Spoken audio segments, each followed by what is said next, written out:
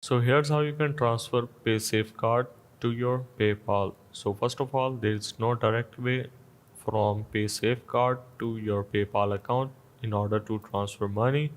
So there are few indirect ways by which you can do this. The first one is you can create a Wise account.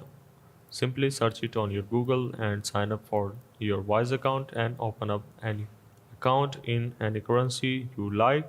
And the next one is you have to simply search for Payoneer, and after creating one of these accounts you just have to transfer Paysafecard money to one of these accounts. And after that, the next thing is if you want to transfer it from them to your PayPal account, you just have to tap on send money and enter all the PayPal details like email address or their account number, and simply you will be able to transfer money.